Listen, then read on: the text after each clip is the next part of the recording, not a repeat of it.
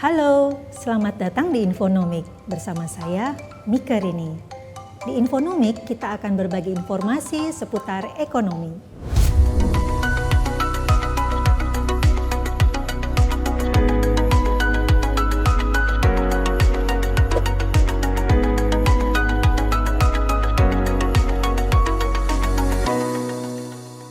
Dalam episode kali ini, kita akan membahas permasalahan dan berbagi informasi ekonomi dalam rumah tangga.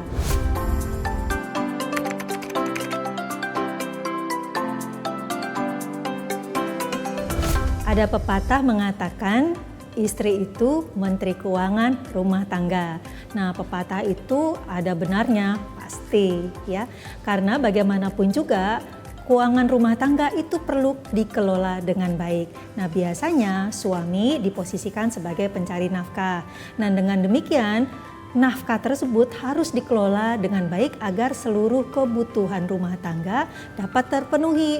Nah, kebutuhan rumah tangga itu bukan hanya yang saat ini saja loh, tetapi juga di masa depan nanti. Tidak semuanya pengeluaran itu dibayar sekarang, tapi ada juga pengeluaran yang akan kita bayar 5 tahun lagi, 10 tahun lagi. Contohnya seperti dana pendidikan anak.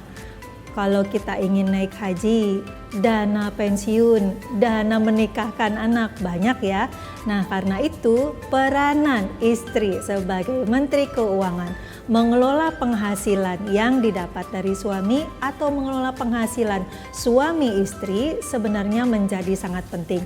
Walaupun demikian, ini bukan semata-mata tugas istri saja, tetapi harus tentunya bekerja sama dengan sang suami dalam mengambil berbagai keputusan keuangan keluarga. Nah, apakah gaji suami harus 100% diberikan kepada istri? Nah, karena saya istri, saya sih setuju saja ya, tapi sebenarnya tidak seperti itu. Ya, pada dasarnya suami dapat memberikan baik 100%, 50%, 70% sebenarnya diatur oleh kebiasaan keuangan keluarga masing-masing. Apalagi jika suami istri bekerja, penghasilannya sebenarnya disatukan menjadi penghasilan keluarga. Nah, ketika suami memberikan penghasilan kepada istri, sebaiknya tidak menyerahkan begitu saja dan tidak mau tahu. Kalau nanti kurang juga nggak mau tahu. Sebenarnya tidak seperti itu. Jadi sekali lagi, suami memang mencari nafkah dan istri mengelola keuangan yang diberikan oleh sang suami. Tapi ketika dalam pengelolaan rumah tangga sehari-hari memerlukan kerjasama kedua belah pihak.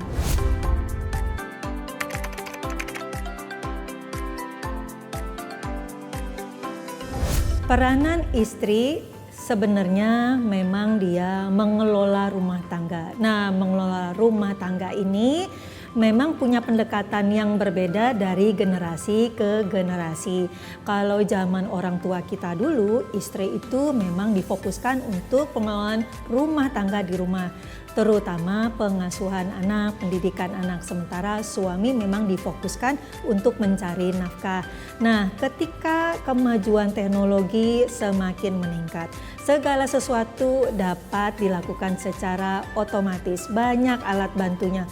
Namun di lain pihak, tantangan ekonomi juga semakin sulit. Karena itu, suami istri dalam hal ini di dunia modern memang harus bekerja sama, dan salah satunya memang dalam bagaimana mencari nafkah keluarga.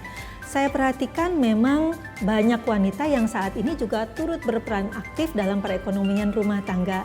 Namun sekali lagi, bagaimana menjalankannya, kapan waktunya harus dilaksanakan dengan tidak mengorbankan peranan istri itu sendiri sebagai pengelola rumah tangga, terutama dalam masalah pengasuhan anak. Nah, saya memang berpendapat bahwa sebuah keluarga sebaiknya memiliki penghasilan lebih dari satu, tidak tergantung dari satu penghasilan saja. Nah, kalau suami sudah bekerja, alangkah baiknya suami istri juga bekerja sama untuk menciptakan penghasilan tambahan. Ini bisa jadi memang si istri yang bertanggung jawab untuk mendapatkan penghasilan tambahan atau menjadi pengelola dari penghasilan tambahan tersebut. Sementara suami berposisi sebagai membantu atau asisten dalam mengelola atau mendapatkan penghasilan tambahan tersebut. Intinya di sini suami istri bekerja sama untuk bisa mendapatkan alternatif penghasilan selain gaji sehingga rumah tangga memiliki lebih dari satu penghasilan.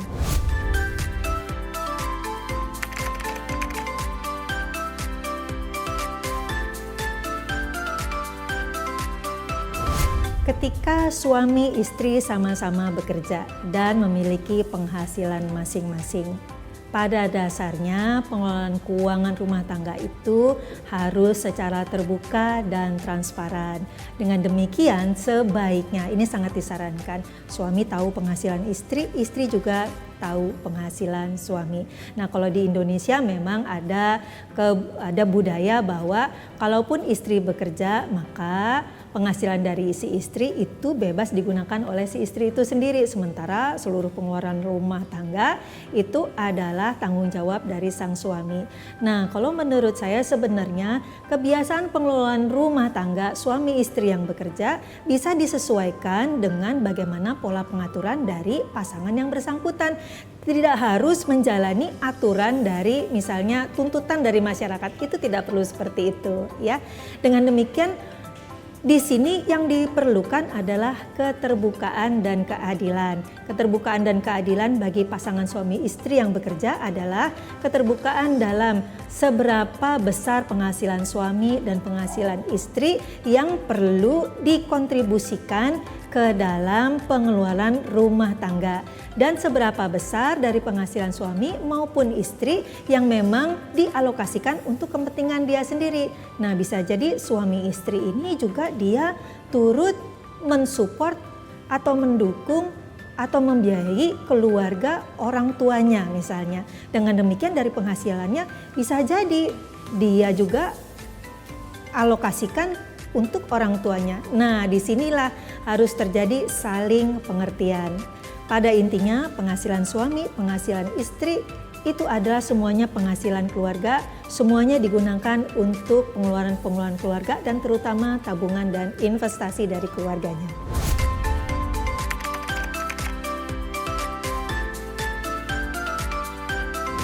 Tabungan yang digunakan untuk melakukan berbagai transaksi keuangan biasanya juga dilengkapi dengan kartu ATM gitu ya. Kemudian juga Anda menggunakannya melalui internet banking atau mobile banking ya.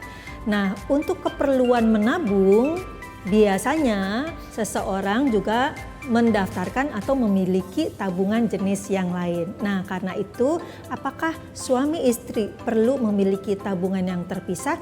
Sebenarnya ini harus didasarkan pada kebiasaan pengelolaan keuangannya. Jika seseorang memiliki kebutuhan keuangan untuk satu melakukan berbagai transaksi keuangan, yang kedua untuk juga dia bisa menyimpan uang atau menabung, maka sebaiknya memiliki tabungannya dipisahkan. Yang satu untuk tujuan tabungan transaksional, yang satu untuk tujuan menabung ya. Jadi kalau dari sisi pribadinya sendiri, tabungan untuk transaksional, kebutuhan sehari-hari, dengan tabungan untuk menabung itu perlu dipisahkan. Bagaimana dengan suami istri? Apakah perlu dipisahkan? Tentu saja. Untuk tabungan transaksional, seorang istri demi untuk melancarkan berbagai kegiatan rumah tangganya, melakukan berbagai transaksi keuangan, perlu memiliki tabungan transaksional sendiri. Demikian juga sang suami perlu memiliki tabungan transaksional sendiri. Adapun ketika keluarga tersebut memiliki tujuan menyimpan uang, tujuan berinvestasi, maka bisa memiliki tabungan atau rekening investasi bersama.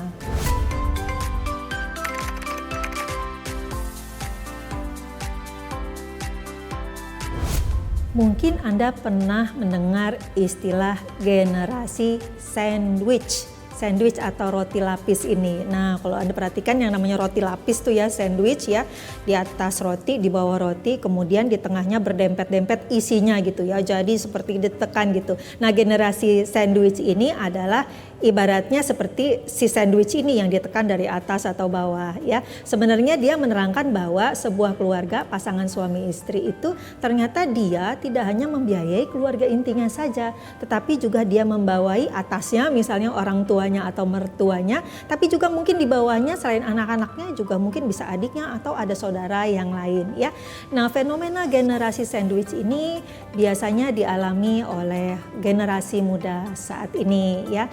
Ini biasanya dikarenakan mungkin orang tuanya tidak siap secara keuangan ketika dia tua, sehingga kebutuhan hidupnya tetap harus dia biayai. Nah, kalau begitu bagaimana pengaturan uangnya? Nah, di sini tentunya kita sebagai anak memang punya kewajiban untuk tetap mensupport orang tua kita yang tidak mampu. Jika saat ini Anda memiliki kakak atau adik, sebenarnya support kepada orang tua itu bisa dilakukan bersama-sama, jadi bisa patungan gotong royong. Untuk support orang tua, selain gotong royong juga perlu dihitung terlebih dahulu. Besarnya berapa sih kebutuhan orang tua? Ya, contohnya misalnya kebutuhan orang tua 5 juta per bulan. Nah, kesanggupan Anda sebenarnya cuma 1 juta. Nah, karena itu gotong royong dengan kakak atau adik. Nah, jika Anda tidak memiliki kakak atau adik atau Anda anak tunggal, komunikasikan dengan baik kepada orang tua kemampuan Anda. Nah, berapa jumlah yang disetujui untuk bisa diberikan kepada orang tua tentunya harus sejalan atau disetujui juga oleh pasangan. Nah, jika pasangannya juga kemudian mensupport orang tua, maka berapa besar yang diberikan kepada orang tua masing-masing atau mertua itu memang perlu menjadi suatu pembahasan yang disetujui bersama. Di sini tentunya harus ada keterbukaan.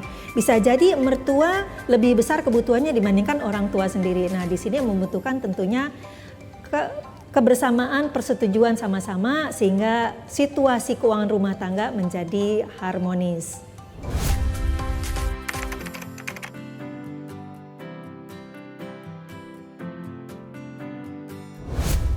Kehidupan kita tidak selalu berjalan mulus, tetapi bisa saja terjadi hal-hal yang tidak terduga, di mana kalau hal-hal tidak terduga itu terjadi bisa mengakibatkan kita mengeluarkan sejumlah uang. Contohnya musibah dan bencana, terkena pemutusan hubungan kerja. Nah, kalau hal itu terjadi, bisa-bisa kita mencairkan tabungan kita yang sebenarnya ditujukan untuk suatu keperluan di masa depan. Agar hal itu tidak terjadi, maka kita membutuhkan sejumlah dana yang memang sengaja disimpan jika terjadi kondisi darurat atau kondisi yang tidak terduga itu tadi. Nah, dana darurat ini biasanya disebut juga dana cadangan. Gunanya dana cadangan memang untuk mengantisipasi berbagai pengeluaran yang tidak diduga tadi. Nah, caranya adalah dengan kita melakukan setoran tabungan atau setoran investasi tertentu secara berkala selama jangka waktu tertentu sehingga tercapai kuotanya atau berapa jumlah dana cadangan yang dibutuhkan oleh keluarga Anda. Dalam perencanaan keuangan, dana cadangan atau dana darurat ini yang ideal besarnya adalah 6-12 kali pengeluaran keluarga Anda per bulannya. Jika pengeluaran keluarga Anda 5 juta, maka dana darurat Anda sebaiknya sejumlah 5 juta kali 6 atau 5 juta kali 12 bulan tadi. Nah, dengan demikian sudah dapat dihitung sebenarnya dari gaji Anda berapa sih yang perlu ditabung setiap bulannya sampai target dana darurat Anda tercapai. Semoga ilmu dan informasi yang saya bagi bisa bermanfaat dan membantu masalah keuangan Anda. Kita akan berjumpa lagi dalam Infonomik berikutnya. Berapapun uang yang kita punya akan cukup untuk hidup. Namun, sebanyak apapun penghasilan tidak akan cukup untuk gaya hidup. Saya Mikerini, pamit, sampai jumpa.